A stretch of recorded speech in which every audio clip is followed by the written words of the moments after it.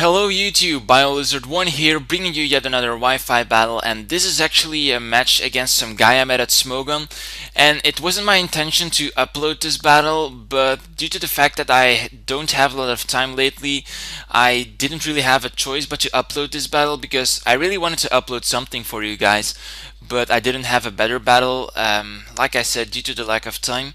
So I decided to upload this one. He starts off with that flying yellow thingy, and I just decided to go for a Draco Meteor straight away, maybe expecting a Focus Sash.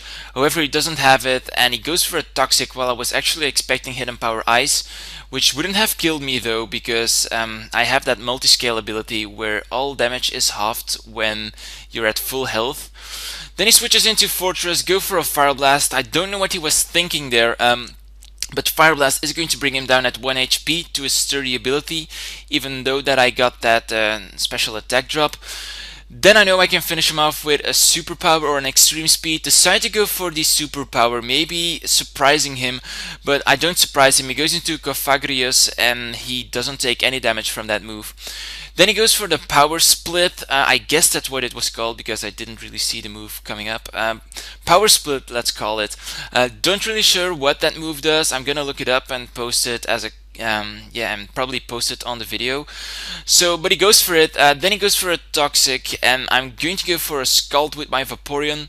And Vaporeon is going to do a lot of decent damage on him, but get to burn, and that's pretty important. He goes for a Mean Look, meaning that I won't be able to switch out as long as this Pokemon is out on the field. And then goes for a Curse, which is actually a nice set that I always wanted to try it myself sometime, but in this battle it really doesn't pay off. I'm going to get damaged by both Poison and Curse, while he's going to switch out, meaning that I'm going to be able to switch out after this turn. So I decide to go for another Scald. Scald isn't going to do very effective damage on me because it switches out into Virizion.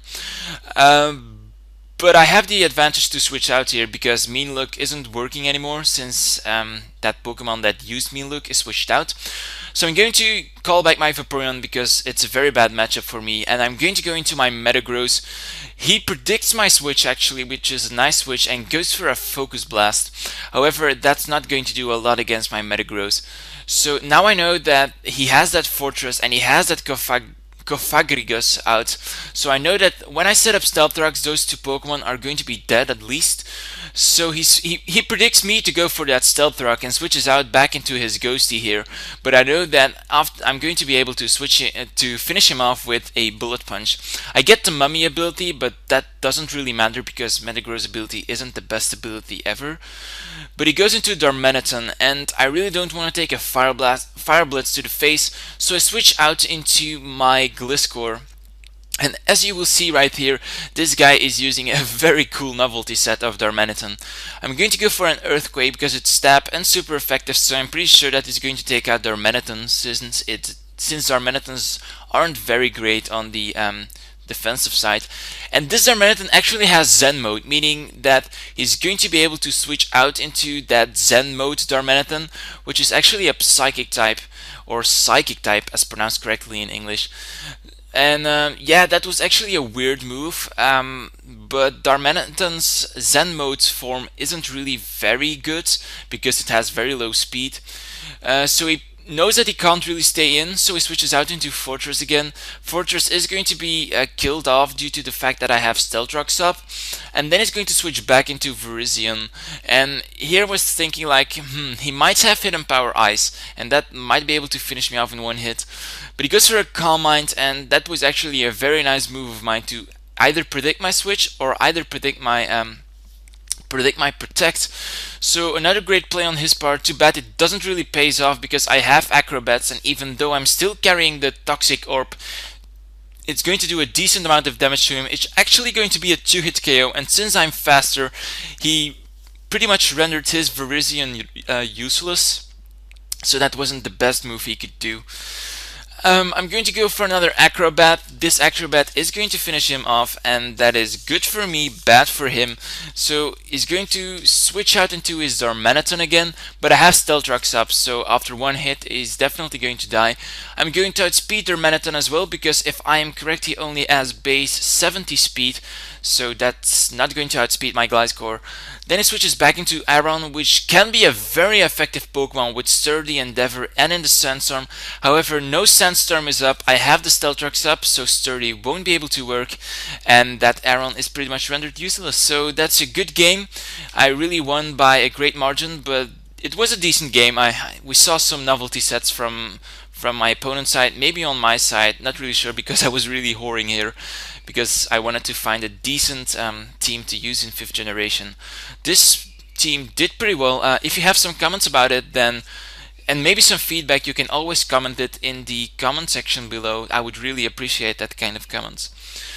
So now we're going to talk about the question of the day, and in this question of the day we're going to talk about your favorite water type Pokemon in the Unova region. My favorite type is actually either Samurott.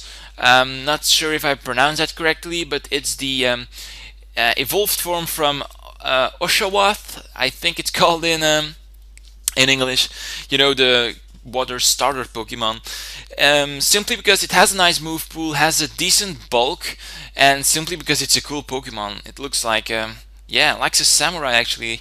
It reminds me of Dragon Ball Z, which is a series I really loved when I was a child. So yeah. Then we also have Jellicent. Jellicent simply because it's a beast.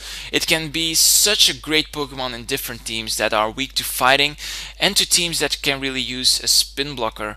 So since Rotom isn't Ghost anymore, I think that Pokemon is definitely going to take over Rotom's position as a spin blocker, and I think it can do that in an excellent way, because its type can be covered by a lot of Pokemon really. So yeah, Jellicent and Samurott are basically the Pokemon I like to see more in this 5th generation. What is your favorite Pokemon in the Unova Pokedex? Your favorite water type Pokemon? Leave your answer as a reply to this video, and see you in my next battle. Yeah. Just a small note. I bought a new computer today, so this basically means that I might not be able to upload a few battles in the upcoming days, basically because I need to reinstall everything, so it might take me some days, but I'll try to set up some new videos by the end of next week, or maybe by the beginning of next week, depending how good stuff goes. So yeah, I hope you guys enjoyed this battle. Don't forget to like, comment, and subscribe, and see you in my next match. So see you!